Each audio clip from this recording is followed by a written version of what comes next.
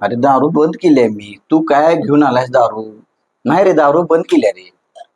अरे तू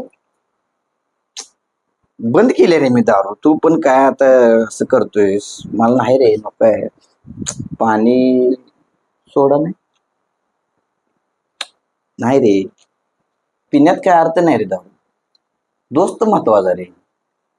दोस्त आहे तर सगळं आहे आयुष्यात. दारू काय चीज आहे रे? नाही रे दारू. आ, नाही रे, दारू पिऊन मला नाही आवडत दारू. बंद केली रे.